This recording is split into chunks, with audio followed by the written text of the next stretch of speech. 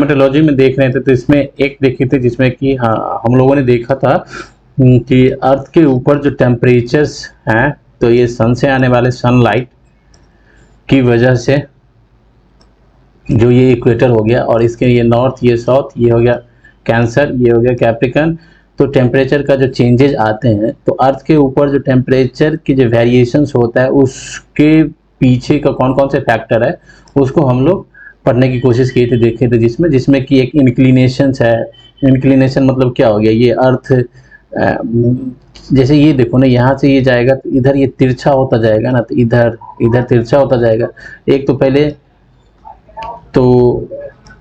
पहले देखे थे अर्थ का जो रोटेशंस है वो रिवोल्यूशंस है वो उसके वो किस तरह से रिस्पॉन्सिबल है। उसके अलावा क्या देखे थे, यहाँ पे जो यहाँ से जो सनलाइट जाएगी और उसमें जो यहाँ का जो एटमॉस्फेयर है उसमें किस तरह का मटेरियल यहाँ पे क्या होगा, पर्टिकुलर पॉल्यूशन ज़्यादा होगा, पर्टिकुलर मैटर भी होगा, पीएम भी पर्टिकुलर मैटर्स भी होगा, वेपर भी होगा, ये सब कैसे इफेक्ट करता है। फिर ये अर्थ का जो स्ट्रक्चर है, स्ट्रक्चर ऑफ द अर्थ, हमारे ये अर्थ ऐसा है, अर्थ का यदि स्ट्रक्चर इस तरह का रहता तो वो कैसे है, तो डायरेक्ट सब पे जाता।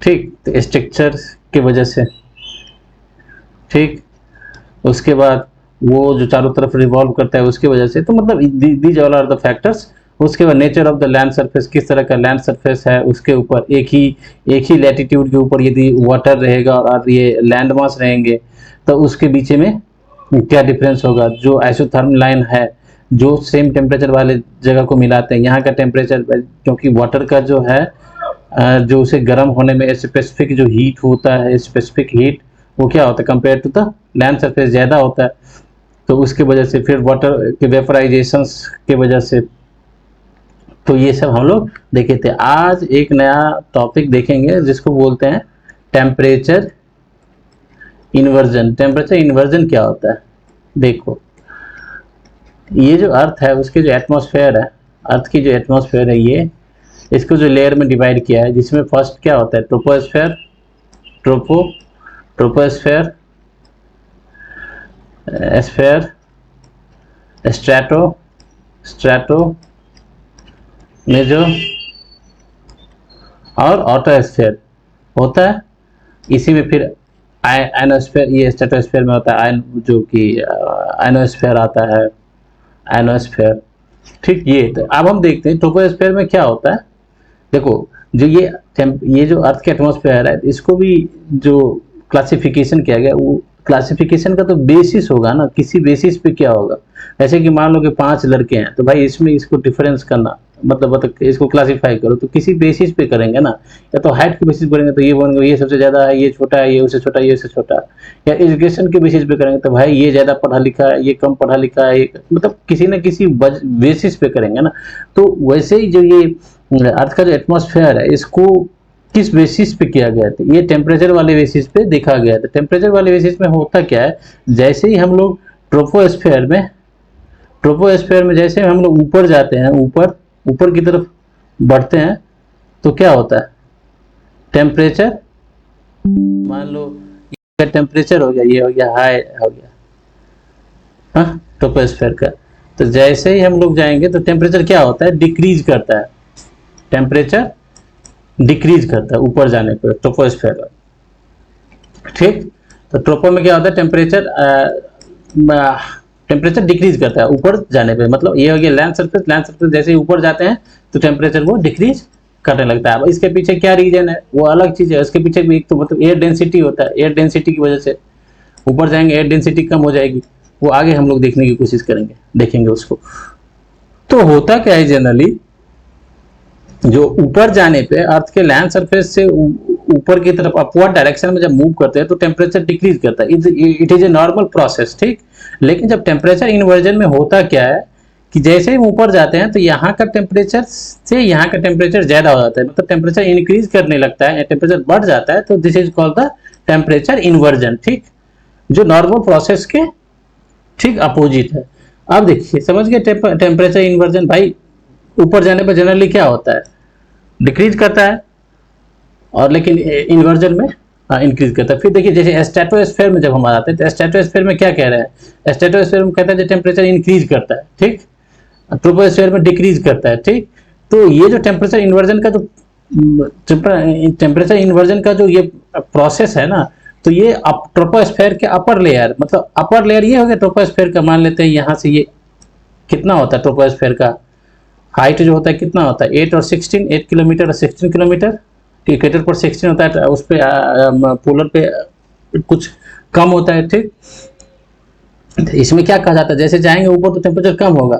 ये ट्रोपोस्फेयर का ऊपर यहाँ पे अपर लेयर, और ये स्ट्रेटोस्फेयर। स्ट्रेटोस्फेयर में क्या होता है, जैसे ऊपर जाता है टेम्परेचर बढ़ने लगता है। तो यहाँ की ये नॉर्मल एक्टिविटी है, स्ट्रेटोस्फेयर में नॉर्मल एक्टिविटी है temperature inversion. Upper part of the troposphere और ये स्ट्रेटोस्फेयर, इसकी यहाँ की ये नॉर्मल एक्टिविटी है जिसमें टेम्परेचर ऊपर जाने पर बढ़ने लगता है।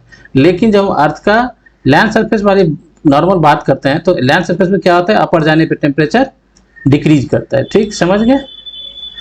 ये थोड़ा बता दिए भाई। जो आपका स्ट्रेटोस्फेयर है, स्ट्रेटोस्फेयर में क्या होता है, स्ट्रेटोस्फेयर में जैसे हम ऊपर की तरफ जाते हैं, अपवर्ड डायरेक्शन में मूव करते हैं, तो टेम्परेचर क्या होता है, इंक्रीज करने लगता है। और नॉर्मल फेनोमेना क्या है, नॉर्मल फेनोमेना ये है कि अपवर्ड डायरेक्शन करने पे टेम्परेचर डिक्रीज करना चाहिए, ठीक है। लेकिन स्ट्रेटोस्फेयर में क्या होता है, ये कि जनरल सी उसकी प्रिंसिपल है कि ऊपर की तरफ जाने पे ये टेम्परेचर बढ़ जाता है, ठीक। तो ये टेम्परेचर इन्वर्जन स्ट्रेटोस्फेयर का क्या हो गया, एक नॉर्मल एक्टिविटी होगी, ठीक। समझ गए? आप स्ट्रेटोस्फेयर में क्या होता है, आयनोस्फेयर इसी के अंदर है ना। चलिए ठीक है। अब हम लोग क्या देखेंगे, हाँ टेम्परेचर इन्वर्जन देख रहे थे। तो अब देखते हैं इन्वर्जन। अब आप बताएंगे तो भाई अब अर्थ के ऊपर तो हम लोग देखेंगे कितनी ज्यादा डाइवर्सिटी है। डाइवर्सिटी इन द सेंस क्या, देख लो ये इक्वेटर हो गया, यहाँ का टेम्परेचर के बेसिस पे, लैंड सरफेस के बेसिस पे, ठीक है। कहीं पे मान लो यहाँ पे क्या है, यहाँ पे हो गया आपका आइस कैप है, ठीक। यहाँ पे क्या हो गया, टेम्परेचर बहुत ज्यादा है, ठीक। कहीं पे माउंटेन है, तो मतलब बहुत ज्यादा डाइवर्सिटी होता है। तो उसके वजह से अलग अलग डिफरेंट प्रोसेस की वजह से ये टेम्परेचर इन्वर्जन होता है। टेम्परेचर इन्वर्जन अलग अलग प्रोसेस की वजह से देखते हैं, जैसे इसके, तो इसी के बेसिस पे इसके अलग अलग प्रकार बताया गया है। तो पहला जो है वो देखा जाता है, उसको बोला जाता है रेडिएशन इन्वर्जन। रेडिएशन इन्वर्जन में क्या होता है कि देखिए ये हो गया लैंड सरफेस। तो लैंड सरफेस हो गया, जैसे ये रेडिएशन इन्वर्जन वाला जो प्रोसेस है वो होता है किसमें, आपको कोल्ड रीजन, मतलब जो आपका ठंडा का मौसम होता है ना, ठीक है, उस टाइम होता है। उसमें क्या होता है, जैसे ही आपका ये नाइट रात्रि के समय में, ठीक है। और दूसरा इसमें कंडीशंस क्या होता है, जब इसमें, और दूसरा कंडीशन क्या होता है, जो इस टाइम में जो आपका स्काई होगा वो क्लियर होगा, मतलब एकदम साफ होगा। और मौसम जो होंगे, इसके क्लाइमेट जो होगा, लोकल जो होगा, वो एकदम काम होगा, ठीक। ड्राई कंडीशंस होगा, ठीक। अब ये सब क्या है, ये सब आप लोगों को पता ही होना चाहिए, ड्राई क्या होता है, काम क्या होता है, ये इसकी क्लियर होगा, ठीक। तो जो ठंडा का जो विंटर सीजन जो होता है आपका ना, विंटर सीजन में ये एक नॉर्मल कंडीशन है, ठीक। नॉर्मल कंडीशन में जब तब क्या होता है, यहाँ का टेम्परेचर, लैंड सरफेस का टेम्परेचर कम रहता है, ठीक, विंटर के टाइम में तब। लेकिन नाइट में, यदि रात्रि के समय क्या होना चाहिए, स्काई क्लियर, ठीक है, काम होगा, वहां का कंडीशंस ड्राई होगा, ठीक। तो ये लैंड सरफेस का जो ये मतलब ये है, तो यहाँ से जो आपका लॉन्ग वेव है वो निकलती है, ठीक। यहाँ से लॉन्ग वेव जो दिन के टाइम में, यदि टेम्परेचर की वजह से ये सरफेस गर्म हो चुका है, तो रात्रि के समय जब ठंडा होता है, तो ठंडा होने की वजह से तो यहाँ से ये लॉन्ग वेव निकलता है। तो ये लॉन्ग वेव की वजह से यहाँ का जो एटमॉस्फेयर है ये इसको गर्म कर देगा। यहाँ पे जो मान लीजिए एयर पार्टिकल्स जो रहेगा, उसको ये जो वेव जाएगा, इसको वो ट्रैप कर लेगा। तो यहाँ का टेम्परेचर क्या हो गया, बढ़ गया, ठीक। और यहाँ से ये निकल गया, ठीक, टेम्परेचर, तो ये हो गया कूल। तो यहाँ का टेम्परेचर कम हो गया, तो इसको क्या बोलते हैं, टेम्परेचर इन्वर्जन, इसको बोलते हैं रेडिएशन रेडिएशन इन्वर्जन, ठीक है, रेडिएशन की वजह से। अब देखो ये रेडिएशन इन्वर्जन तो मतलब जनरल मतलब इक्वेटर हो जाए मतलब, या आपको ये मतलब आपका जो सब ट्रॉपिकल रीजन या upper above the subtropical region earth के, ये हो गया आपका सब ट्रॉपिकल 630 वाला, ये सब ट्रॉपिक, इससे जो अपर की तरफ जाता है इस सब में ये नॉर्मल एक्टिविटी है, ठीक, समझ गए।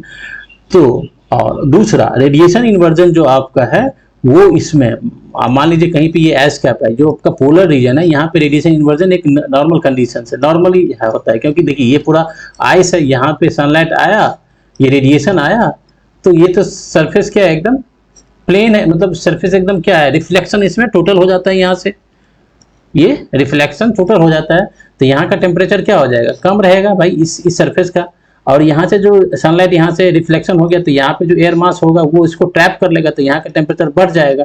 तो ये रेडिएशन इन्वर्जन जो आपका नॉर्मल है किसके लिए, पोलर रीजन के लिए, ठीक, या जहाँ पे आइस कैप बहुत ज्यादा है, मतलब मान लीजिए कि वहां पे ग्लेशियर है तो वहां पे हो सकता है, भाई ग्लेशियर होगा तो वहां पे हो जाए, मान लीजिए ये ग्लेशियर हो गया, ये आपका ग्लेशियर है, यहाँ पे सनलाइट आया, ठीक है, सनलाइट आया, अब ये ग्लेशियर है तो ग्लेशियर का जो सरफेस होगा वो क्या करेगा, टोटली ये रिफ्लेक्ट कर देगा, ठीक, चिकना ग्लेशियर है ना भाई, एकदम एकदम साफ है, चिकना क्लियर ये है, तो यहीं पे मान लेते हैं, यहीं पे क्या होता है, ये जब डस्ट पार्टिकल्स हो जाते हैं, एल्बिडो आप पढ़े हैं ना, एल्बिडो पढ़े हैं ना, एल्बिडो में क्या होता है, कौन सा सरफेस कितने सनलाइट को वो रिफ्लेक्ट कर देता है वो है, और कितने को एब्जॉर्ब कर लेता है, तो जो आपका ये आइस कैप होता है, ये होता है ना ग्लेशियर वाला, इसका एल्बिडो बहुत कम होता है, मतलब ये टेम्परेचर को एब्जॉर्ब नहीं करता, ये रिफ्लेक्ट कर देता है,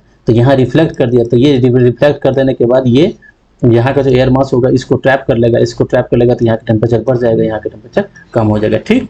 तो एक तो ये हो गया रेडिएशन इन्वर्जन, आप देखिए रेडिएशन इन्वर्जन के बाद दूसरा देखते हैं, देखिए जो आपका माउंटेन रीजन है, माउंटेनियन रीजन, अब माउंटेन रीजन मान लीजिए कि ये एक हम लोग पढ़े हुए हैं जो इस तरह का स्ट्रक्चर बनता है, मानते हैं दो प्लेट जब ऐसे ऐसे करेगा टकराएगा तो इसको क्या बोलते हैं, एंटीक्लाइन, ये हो गया साइनोक्लाइन, ठीक। तो एक ये इस तरह का एक वैली बन गया, ठीक।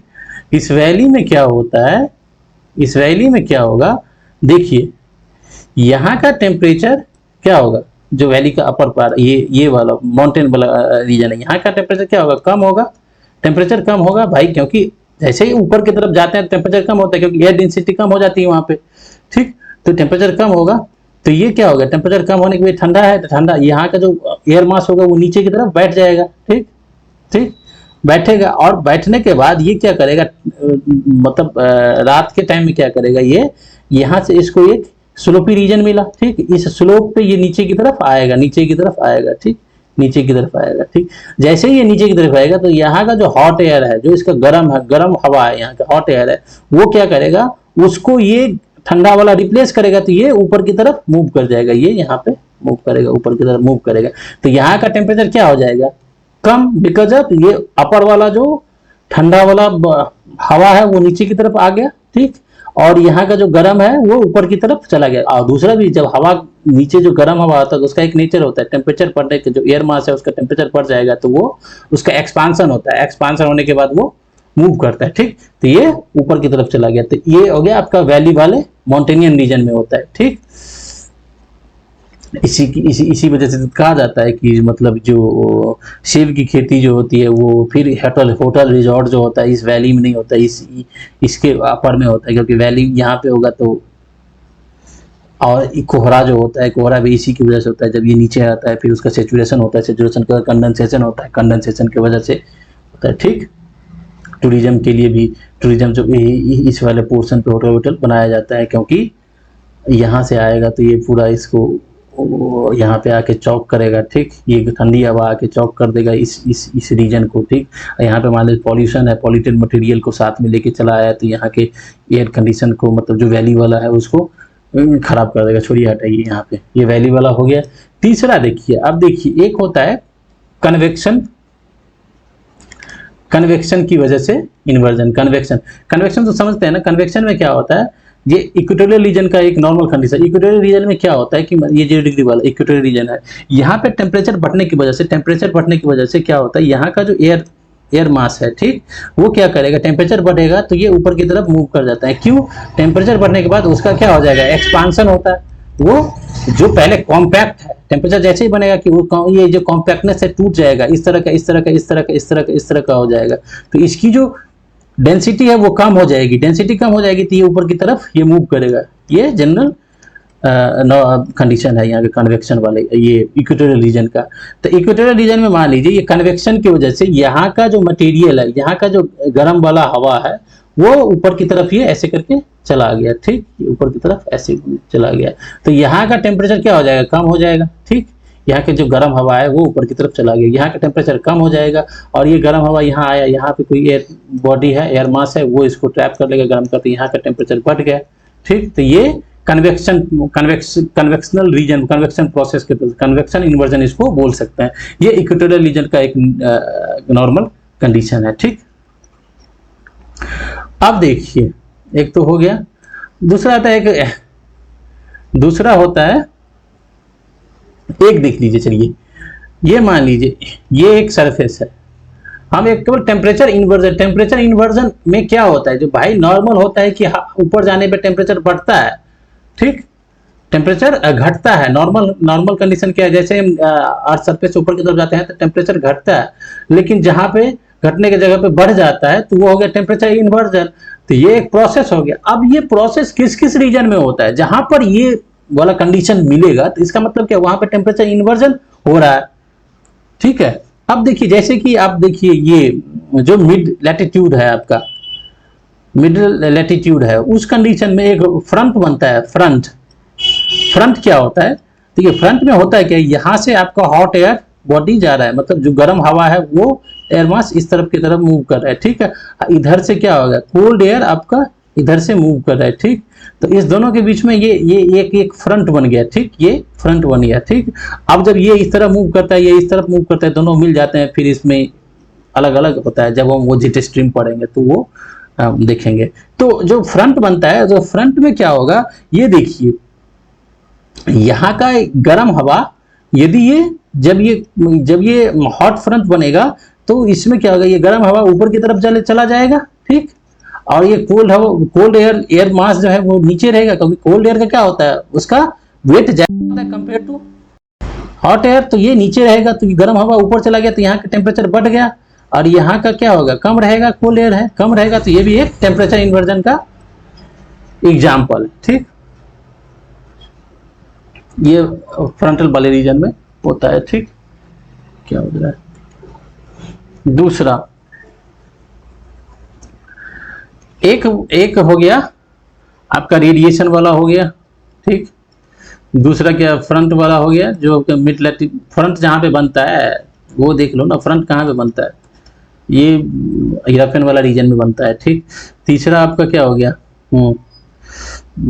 ये कन्वेक्शन वाला, ठीक। देखिए एक क्या होता है, देखिए ये बता रहा है, ये कोई सरफेस है, ठीक, ये सरफेस है, यहाँ का टेम्परेचर क्या है, कम है, टेम्परेचर यहाँ का कम है, ठीक। अब यहाँ से कोई हवा आया, ठीक, कोई एयर मास आया, उसका टेम्परेचर ज़्यादा है, ठीक, उसका टेम्परेचर ज़्यादा है, तो वो आएगा यहाँ का, तो इसके ऊपर से जब वो मूव करेगा तो यहाँ का टेम्परेचर क्या करेगा, बढ़ा देगा, इसका टेम्परेचर बढ़ा देगा, ठीक। और यहाँ का टेम्परेचर कम है, समझ गए। अब कम है तो ये भी एक प्रकार हो गया, ठीक। तो टेम्परेचर इन्वर्जन यही इतना ही है। अब टेम्परेचर इन्वर्जन की वजह से होता क्या है, अब देखो टेम्परेचर इन्वर्जन की वजह से होता क्या है, जैसे कि मान लीजिए यहाँ पे क्या हो गया, हॉट, मतलब ये हो गया आपका गरम हवा है, ठीक। यहाँ पे क्या कोल्ड वाला है, ठीक, कोल्ड है, ये भी कोल्ड है। तो टेम्परेचर इन्वर्जन में तो यही है, होता है ना,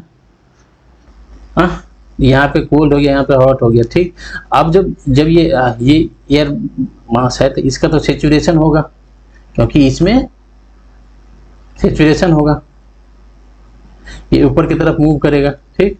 और यहाँ पे कोल्ड है तो इसके साथ इसका क्या हो जाएगा, मिलेगा, तो ये क्या अनसेचुरेटेड है, तो इसका सेचुरेशन होगा, सेचुरेशन होने के बाद क्या है, कंडेंसेशन हो जाएगा, कंडेंसेशंस। ठीक, अब ये nature of the air mass इसके ऊपर डिपेंड करेगा। कंडेंसेशन होने के बाद क्या हो सकता है, फॉग भी बन सकता है और रेनफॉल भी हो सकता है। ठीक, तो किस तरह का एयर मास है, ठीक, इसकी स्पेसिफिक ह्यूमिडिटी कितना है, रिलेटिव ह्यूमिडिटी कितनी है। ठीक, ये सब कंडीशन, अब जब ह्यूमिडिटी पढ़ेंगे तब और देखेंगे। ठीक, समझ गए, ये इन्वर्जन वाला हो गया।